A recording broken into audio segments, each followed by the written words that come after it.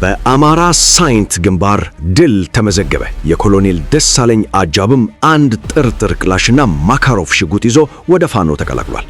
ዝርዝር መረጃ ይዘናል፣ ተከታተሉን።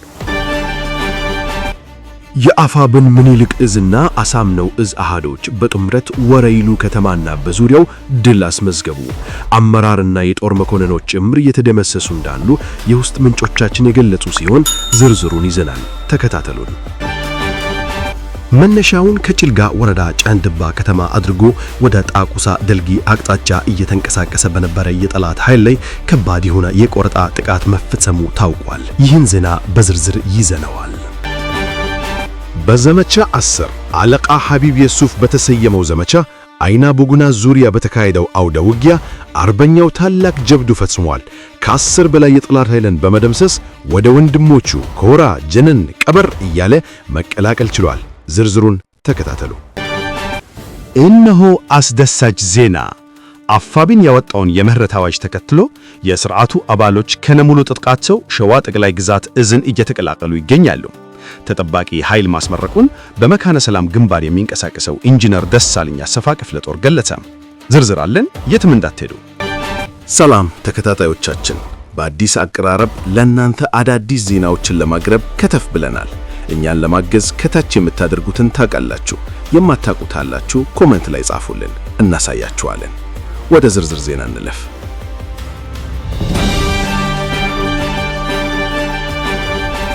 በአማራ ሳይንት ግንባር ድል ተመዘገበ። የኮሎኔል ደሳለኝ አጃብም አንድ ጥርጥር ክላሽና ማካሮቭ ሽጉጥ ይዞ ወደ ፋኖ ተቀላቅሏል። የአፋብን ምስራቅ አማራ ቀጠና ምኒልክ እዝ ንጉስ ሚካኤል አሊ ኮር አማራ ሳይንት መቅደላ ክፍለ ጦር ታቦር ሻለቃ ፋኖች ወደ ጎሜዳ ቀጠና ለመግባት በርካታ ኃይል ከዙ 23 እና ሞርታር ጋር በተሽከርካሪ ጭኖ የመታውን ጠላት በመምከት በመልሶ ማጥቃት ታሪክ ሰርተዋል። ትናንት ማለትም የካቲት 8 ቀን 2018 ዓ.ም አማራ ሳይንት ወረዳ ውስጥ በተለምዶ መለስ ሳንቃበር ተብሎ ወደሚጠራው ቦታ በመጠጋት አንድ ዙ 23 ሁለት ሞርተርና 6 ዲሽቃ አጥምዶ የታቦር ሻለቃ ፋኖችን ጥሶ ለማለፍና ጓሚዳ ታዳጊ ከተማ ለመግባት ያሰበውን የጠላት ኃይል የአማራ ሳይንት አናብስት በጀግንነት ተፋልመው ወደ ነቃበት የመለሱት ሲሆን በከባድ መሳሪያ በታጀበው በዚህ ጥንቅንቅ ከጠላት በኩል ቁጥራቸው ያልታወቀ ወታደሮች ሲቆሰሉ የተደመሰሱም እንዳሉ የኮሎኔል ደሳለኝ አጃቢ ተናግሯል። የታቦር ሻለቃ አባላት በፊት ለፊትና በጀርባ በኩል ተሰልፈው የጠላት ኃይል ላይ ከፍተኛ ሱብዓዊና ቁሳዊ ጉዳት አድርሰዋል። ከጀርባ በኩል ወደ ሳይንት አጅባር ከተማ በመቅረብ የጎዳ ተቦ በሚጠራው ቦታ ላይ ጥቃት በመሰንዘር የጠላትን ኃይል ሙትና ቆስለኛ ሲያደርጉት ጠላት የመሸገበትን ቦታ በብርሃን ፍጥነት በመልቀቅ ወደ ወጣበት ተመልሷል። ውጊያው በፋኖ ድል አድራጊነት እንደተጠናቀቀ የጠላትን ኃይል በመክዳድ ወደ ታቦር ሻለቃ የተቀላቀለው የኮሎኔል ደሳለኝ አጃቢ በአማራ ሕዝብ ላይ እየተፈጸመ ያለው ግፍ ወደ ፋኖ እንድመጣ ሊያስገድደኝ ችሏል ያለ ሲሆን ሌሎች የቀድሞ ጓዶቹም የውጊያ ሞራል እንደሌላቸው ገልጿል። አጃቢው አክሎም የበፊቱ መከላከያ አሁን ላይ የለም፣ ይልቁንስ አሁን ያለው ህዝብ ጣልና ዘራፊ እንዲሁም ፈሪ ኃይል ነው። ይህን ኃይል ደግሞ በቀላሉ ማሸነፍ ይቻላል ሲል ተናግሯል። አፋብን ያወጣውን የምህረት አዋጅ ሰምቶ ወደ ፋኖ መቀላቀሉንም ነው የኮሎኔሉ አጃቢ የተናገረው። መነሻውም ከጭልጋ ወረዳ ጫንድባ ከተማ አድርጎ ወደ ጣቁሳ ደልጊ አቅጣጫ እየተንቀሳቀሰ በነበረ የጠላት ብልጽግና ኃይል ላይ ከባድ የሆነ የቆረጣ ጥቃት መፈጸሙ ታውቋል። በቆረጣ ጥቃቱ ከተገደሉ ያገዛዙ ወታደሮች መካከል የመቶ አለቃ ማዕረግ ያላቸውና ሌሎች ከፍተኛ የጦር አዛዦች እንደሚገኙበት ታውቋል።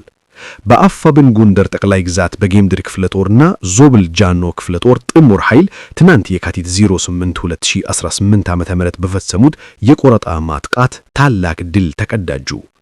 በጅልጋና ጣቁሳ ወረዳ አዋሳኝ የሚገኝ ቸውድባና ወርቅ ድባ በተባለ ቦታ ላይ ከቀኑ 8 ሰዓት ገደማ በተጀመረውና እስከ ምሽቱ 2 በዘለቀው እልህ አስጨራሽ ትናንቅ ከፍተኛ ተጋድሎ የተደረገ ሲሆን ጠላት ችኖት ይንቀሳቀስ የነበረው አብዛኛው ጓዝ ከነሰራዊቱ ዶግ አመድ ሆኖ ቀርቷል።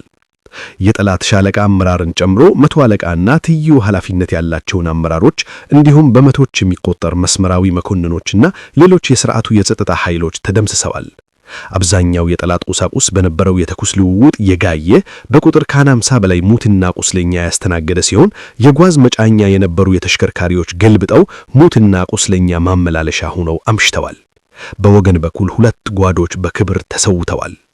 ከዚሁ ትናንቱ ውጊያ የተደረገበት ቦታ ላይ በ12 ቀን ልዩነት ውስጥ የትናንቱ ውጊያ ለአራኛ ጊዜ ሲሆን የትናንቱን ጨምሮ 2 ሻለቃ 500 አለቃና 2 ሎጂስቲክ መምሪያዎች በድምሩ 9 የጠላት ኃይል አመራሮች ከ250 በላይ ሙትና ቁስለኛ ከ50 በላይ የመሳሪያ ምርኮና ከ25000 በላይ ቅይት ተተኳሽ ገቢ ሆኗል።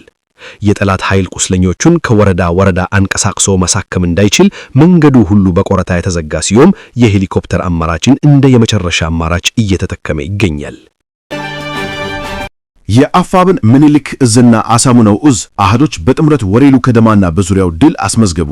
አፋብን ምኒልክ እዝና አሳምነው እዝ በጋራ በመሆን የአረመኔው አብይ አህመድን ጡት ቁራጭ ኃይል በወሬሉና በሰኞ ገበያ ሁለቱ እዞች ከምሽቱ 12 ሰዓት ጀምሮ እስከ ሌሊት 7 በዘለቀው ግያ በጥምረት የጠላትን ምሽግ በአስደናቂ ሁኔታ በመስበር አይቀጡ ቅጣት በመቅጣት ድል ተቀናጅተዋል። ምኒልክ እዝ ልጅ ኢያሱ ኮርና አሳምነው እዝ አጼ ዘርዓ ያዕቆብ የመጀመሪያ ኮር በጥምረት ታሪካዊቷ ወሬሉ ከተማና ሰኞ ገበያ ከተማ ላይ በርካታ የአብይ አህመድ ዙፋን አስጠባቂ መከላከያና ራሱን ጥምር ጦር ብሎ የሚጠራ ሆዳደር ሙትና ቆስለኛ በማድረግ ድል አስመዝገዋል። አመራርና የጦር መኮንኖች ጭምር የተደመሰሱ እንዳሉ የውስጥ ምንጮቻችን የገለጹ ሲሆን ከሞት የተረፉት አንድ አምቡላንስና አንድ ኦራል ቁስለኛ ወደ ደሴ ተወስደዋል። በዚህ የተበሳጨው ወንበዴ ቡድን በከተማ ዙሪያ ያሉ ደኖች ፋኖን ይደበቅባቸዋል በሚል ጭንቀት እያቃጠላቸው ይገኛል። በሌላ ዜና ከሁለት እጅ ወረዳ ከሞጣ በሌሊት 11:30 ሰዓት የተንቀሳቀሰው አረመኔው ቡድን አጋም ውሃ ቀጠና ላይ በደፈጣ ተቀጥቅጧል። የአገዛዙ ሰራዊት ከእግረኛ እስከ ቡድን መሳሪያ መደፍና ዙ 23 ይዞ የተንቀሳቀሰ ቢሆንም በደፈጣ የተጀመረው በቆረጣ ቡትንትኑ እንደማውጣት ሙትና ቁስለኛ ማድረግ የተችለ ሲሆን በዙ 23 ተራራ የደበደበ አስክሬን ሲሰበስብ አርፍዷል። በዛሬው ሁሉ ጠላት በተደጋጋሚ በአምቡላንስ ሲያመላልሰው የዋለውን የሞጣ ሆስፒታል በአገዛዙ ቁስለኛ የሞላ መሆኑን በውስጥ የመረጃ ምንጫችን ማረጋገጥ ችለናል። የአማራ ፋኖ ብሔራዊ ንቅናቄ አፋብን ምስራቅ አማራ ከተና ምኒልክ እዝ ጄኔራል አሳምነው ጽጌ ኮር አካል የሆነው የሜጀር ጄኔራል ውባንታ አባቴ ክፍለ ጦር አባልና ብሬን ተኳሽ የሆነው አርበኛ ተመስገን ዓለሙ በዘመቻ 10 አለቃ ሐቢብ የሱፍ በተሰየመው ዘመቻ አይናብግና ዙሪያ በተካሄደው አውደ ውጊያ አርበኛው ታላቅ ጀብዱ ፈጽመዋል። በዚህ አውደ ውጊያ የብሬን ተበብቱ አርበኛ ተመስገን ዓለሙ ከአይና ከተማ በስተደቡብ ምዕራብ አቅጣጫ መስቀለ ክርስቶስ ሶራ ሜዳ ላይ ለወገን ሽፋን እየሰጠ ባለበት ጊዜ በሌላ አቅጣጫ በብልጽግና መከላከያ ሰራዊት ከበባ ውስጥ ገብቶ የነበረ ቢሆንም የአማራን ሕዝብ አደራ ተሸክሜ አንዲት ጥይት ለራሴ ማጥፊያ እስክትቀር ድረስ ተፋልሜ ሰዋለሁ እንጂ ወገኖቼ ያላስተማሩኝን የምንጅ መስጠት በማለት በሁለት አቅጣጫ የነበረውን ከበባ በመስበር ከ10 በላይ የጠላት ኃይልን በመደምሰስ ወደ ወንድሞቹ ኮራ፣ ጀነን፣ ቃብረር እያለ መቀላቀል ችሏል። በአገዛዙ ወታደራዊ ካምፕ ተቆጥረው ቢያድሩም ሲነጋ በማለዳው ፋኖን ተቀላቅለው የሚገኙት የመከላከያ ሰራዊት አባላት ቁጥራቸው ከቀን ወደ ቀን እየጨመረ ይገኛል። የአማራ ፋኖ ብሔራዊ ንቅናቄ አፋብን ያወጣውን የመረጥ ጥሪ በመቀበል በርካታ የብልጽግና ወታደሮች በገፋኖን መቀላቀላቸውን አጠናክረው ቀጥለዋል። ዛሬም በማለዳው መነሻቸውን ከዳራ ጉንዶ መስቀል ከተማ ያደረጉት ያገዛዙ 15ኛ ክፍለ ጦር ጋሻ ክፍለ ጦር 5ኛ ሻለቃ የመከላከያ ሰራዊት 2 ቲም መሪ አመራሮች ከነሙሉ ትጥቃቸው የአማራ ፋኖ ብሔራዊ ንቅናቄ አፋብን ሸዋ ጠቅላይ ግዛት እዝ አጼ አምደ ጽዮን ኮር አጼ ዳዊት ክፍለ ጦር 3ኛ ቀስተነብ ሻለቃን መቀላቀላቸውን ክፍለ ጦሩ በላኩ መረጃ ገልጸዋል። አፋብን ያወጣው የምህረት አዋጅ በበርካታ የሸዋ ከተሞች ከትሞ በሚገኘው የብልጽግናው አየር ወለድና እግረኛ ሰራዊት ተቀባይነት አግኝተው በርካቶች እድሉን እየተጠቀሙበት መሆኑን የአፋብን ሸዋ ጠቅላይ ግዛት እዝ በህዝብ ግንኙነት መመሪያው በኩል አስታውቋል። አፋብን ያወጣውን የምህረት አዋጅ ተከትሎ የሥርዓቱ አባሎች ከነሙሉ ትጥቃቸው ሸዋ ጠቅላይ ግዛት እዝ እየተከላከሉ ይገኛሉ። ሸዋ ጠቅላይ ግዛት እዝ በሁለቱም ግዙፍ ኮሮች ስር ያሉ ሁሉንም ጠንካራ ክፍለ ጦሮች በየግንባሩ ከአርበኞች ጦር ጋር በማሰማራት ሸዋ ምድር በገባው የጠላት አየር ወለድ ኮማንዶ ላይ ጠንካራ ክንዱን በማሳረፍ ጠላት በየበረሃውና በየተራራው እየቀረ ሲሆን እድለኛ የሆነውም በድርጅት ያወጣውን የምህረት አዋጅ በመጠቀም ህዝባችንን አንወጋም በማለት ከነጥጥቃቸው ፋኖን እየተቀላቀሉ ይገኛሉ። በዚህም ተጉለትና ቡልጋ አውራጃ አሊው አምባ ላይ መሸጎ ከሚገኘው የጠላት ኃይል የከዳች አንድ የአድማ ብተና አባልና ከይፋት አውራጃ ከሸዋሮቢት የከዳ አንድ የአድማ ብተና አባልና አንድ የሚኒሻ አባል እንዲሁም ደብረ ሲና ከመሸገው 112ኛ አየር ወለድ የከዳ አንድ ኮማንዶ በድምሩ 4 የሥርዓቱ አባል የነበሩ የምህረት አዋጁን በመጠቀም ከነሙሉ ትጥቃቸው ሸዋ ጠቅላይ ግዛት እዝን ተቀላቅለዋል። በተጉለትና ቡልጋ አውራጃ ከአንኮበር አካባቢ በግዳጅ አፍሶ ለሚኒሻ ስልጠና ወስዷቸው የነበሩ ገበሬዎችን ቁንዲ አካባቢ ካስቀመጣቸው በኋላ ከተቀመጡበት ካምፕ ከጠላት አምልጠው ወደ ሸዋ ጠቅላይ ግዛት እዝ በሰላም የተቀላቀሉ ሲሆን እዙም ጥሩ አቀባበል አድርጎላቸዋል። አሁንም ለጸረ አማራው ስርዓት ወግናችሁ የገዛ ወገናችሁን የምትጨፈጭፉ የስርዓቱ አባሎች ድርጅቱ ያወጣውን የምህረት አዋጅ ተጠቅማችሁ ፋኖን እንድትቀላቀሉ በድጋሚ ጥሪ እናስተላልፋለን። ተጠባቂ ኃይል ማስመረቁን በመካነ ሰላም ግንባር የሚንቀሳቀሰው ኢንጂነር ደሳለኝ አሰፋ ክፍለ ጦር ገለጸ።